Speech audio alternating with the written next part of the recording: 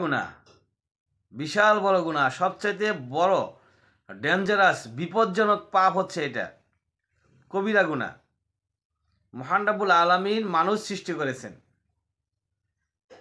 কারো ব্রেন খুব উন্নত মানের দিয়েছেন, কারো ব্রেন একবারে দেন নাই বললেই চলে, কারো চেহারা দেখতে একবারে চাকচিক্য, খুব সুন্দর উজ্জ্বল, দেখলে দেখতেই মন চায়। আবার কারো চেহারা খুব কুৎসিত, দেখলে মনের ভিতরে বিরক্ত চলে আসে। কাউকে হাজার হাজার কোটি টাকার মালিক বানাইছেন, কাউকে ফকির মিসকিন অসহায় বানাইছেন।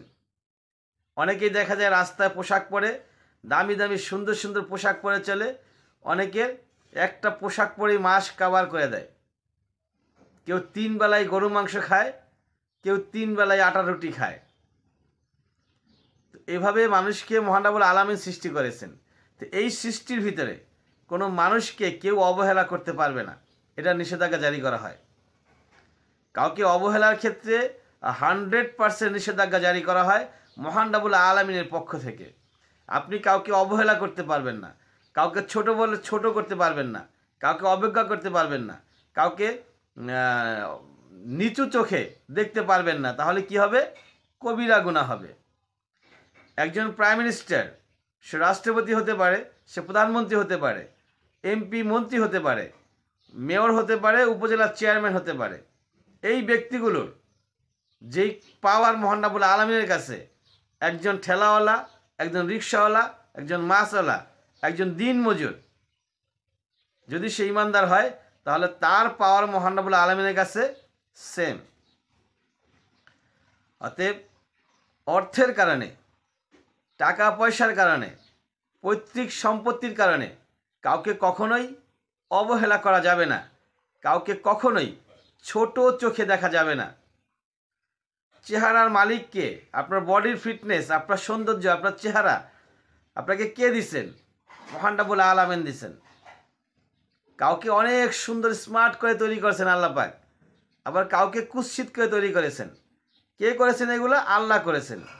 যেহেতু আল্লাহ পাকের হাত এখানে, সম্পূর্ণরূপে এখানে আল্লাহ পাকের এখতিয়ার এটা, তো সেখানে আমার মতো আপনার মতো লোকদের কোনোভাবে নেগেটিভ চিন্তা করা, নেগেটিভভাবে কথা বলা, এটা কখনোই উচিত না। শুধু উচিত না বললে হবে না, এটার জন্য কবিরা গুনাহ, বিশাল বড় গুনাহ। যেই গুনার জন্য আপনাকে মাপ পেতে হলে 100% খুব মনোযোগ সাথে, আন্তরিকতার সাথে মহান রব্বুল আলামিনের কাছে তওবা করতে হবে।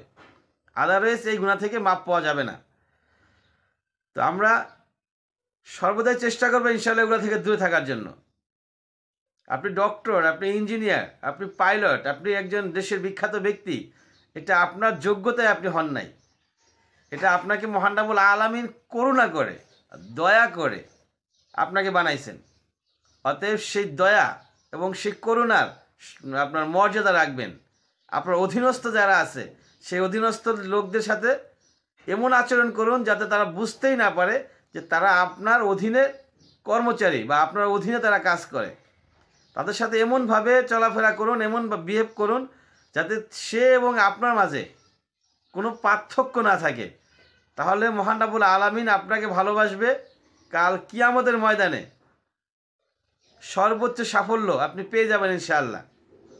মানুষের মুখ, জিহ্বা, নবী মুহাম্মদ সাল্লাল্লাহু আলাইহি সাল্লাম বলেছেন সর্বোচ্চ পরিমাণ মানুষ জাহান্নামে যাবে তার জিহ্বার কারণে, তার মুখের কারণে, তার মুখের ভাষা, তার কথাবার্তা, আচরণ, এই জিনিসগুলোর উপরে জান্নাত জাহান্নাম নির্ভর করে।